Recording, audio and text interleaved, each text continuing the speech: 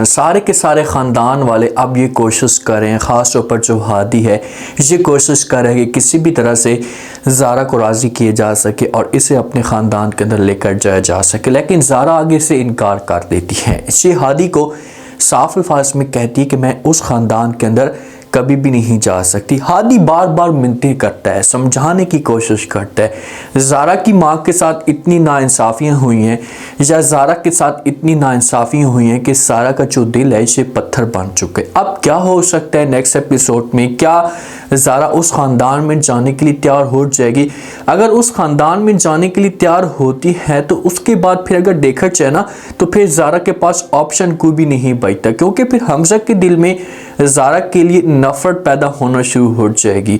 जो मंशा है ना, मंशा अब जो करतूत खेल रही है या जो गेम करने की कोशिश कर रही है, अपने एक मुलाजिम के साथ चक्कर चला रही है, तो क्या मंशा को यहाँ पर कोई किसी किस्म का धोखा भी मिल सकता है? शुजा को शक तो होना शुरू हो चुका है। शुजा इस मामले पे सोचना शुरू हो चुका है कि ये जो मंशा है मेरे साथ फ्रॉड कर रही है। अब शुजा और हादी के बीच में मामलात जो होंगे ये ख़राब होंगे, क्योंकि शुजा कभी भी नहीं चाहेगा कि ज़ारा इस घर के अंदर आए। शुजा तो ये कोशिश करेगा कि किसी भी तरह से ज़ारा को वहीं पर रोका जाए और दादा जान के दिल में जो है वो नफ़रत डालने की कोशिश की जाए, ताकि दादा जान हमारी बातों में आ जाए और ज़ारा को इस घर में ना आने दे। अब नेक्स्ट एपिसोड में क्या ट्विस्ट पैदा हो सकता है?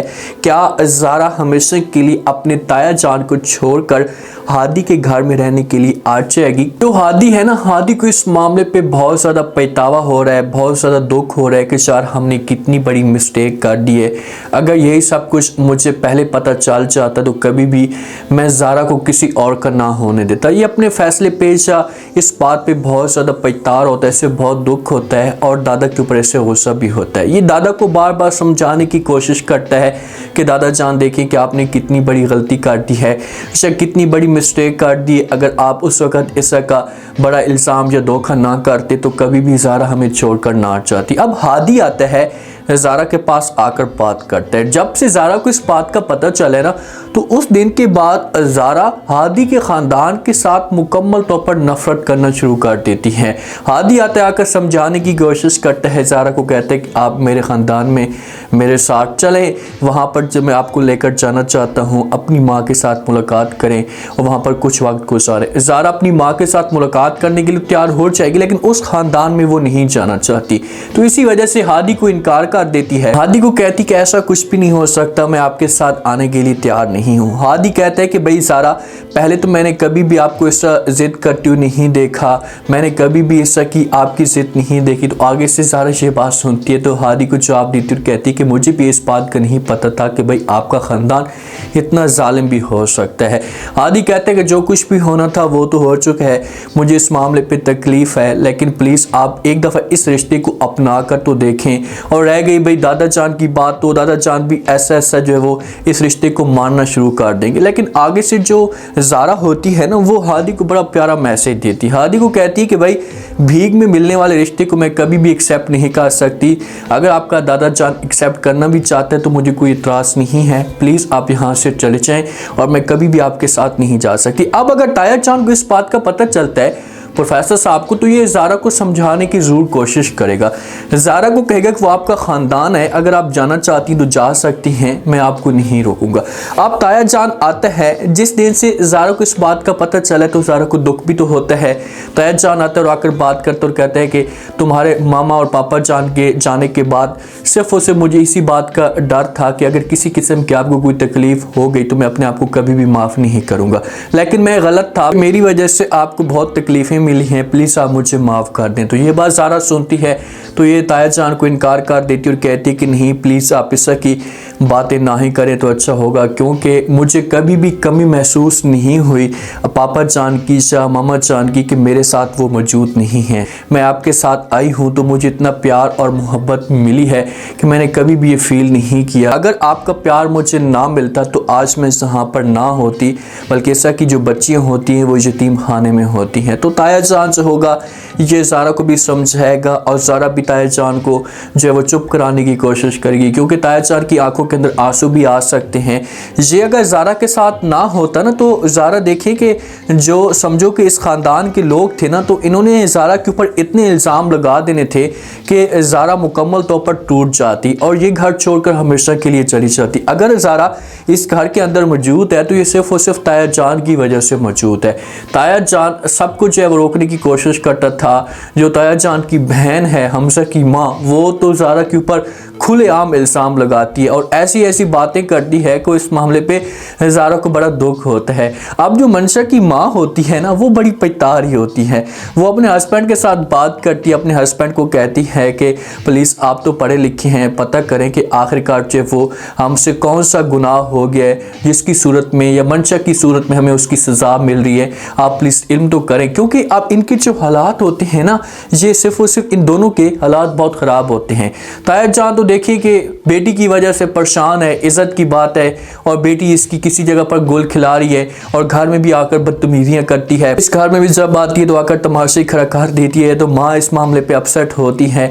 ये तो बार बार मंशा को समझाने की कोशिश करती है, लेकिन मंशा जो होती है ये बात नहीं मानती, अपनी माँ की चाहे किसी की भी बात नहीं सुनती। मुझे ऐसा फील हो रहा है कि इन दोनों ने किसी किस्म की कोई बड़ी मिस्टेक ज़रूर की है, या मंशा की माँ ने किसी किस्म की कोई मिस्टेक की है, या जो मंशा का वालिद है इससे किसी किस्म की कोई गलती हुई है। इन्होंने किसी भी तरह से ज़ारा की फैमिली के साथ इन दोनों ने धोखा किया है, जिसकी वजह से इन लोगों को मंशा की सूरत में सज़ा मिल रही है। ये तो अब आगे जाकर पता चलेगा जब ताया जान अपनी ज़बान से ये अल्फाज खोलना शुरू कर देगा। जो मंशा का मुलाजिम होता है ये कॉल करता है, हो सकता है कि ये मंशा के नंबर पे कॉल करे तो आगे से शुजा जो होता है ये कॉल रिसीव कर लेता है और इससे बात करता और कहता है कि भाई आपका मंशा के साथ क्या काम है जो आप बार बार उससे कॉल करें। तो आगे से वो झूठ बोल देता है, वो मुलाजिम जिसका मंशा के साथ चक्कर चल रहा होता है, वो कहता है कि भाई काम के सिलसिले में जो मैंने पता करना था। तो आगे से शुजा कहता है कि जो मंशा के असिस्टेंट हैं क्या वो छोड़कर चले गए, जो आप बार बार मंशा को कॉल कर रहे हैं। तो वो कोई ना कोई झूठ बोल सकता है या कह सकता है कि हाँ वो छोड़कर चले गए। अब इसका काम कोई भी नहीं होता, ये सिर्फ और सिर्फ डिनर के लिए टाइम निकाल रहा होता है कि इसे डिनर के लिए मुझसे बोलेगी, वहां पर इंजॉय करेंगे, पैसा शैसा सब कुछ इसका होगा और मैं अयाशियां करूँ। मंशा को यहाँ पर आंखें खोल लेनी चाहिए।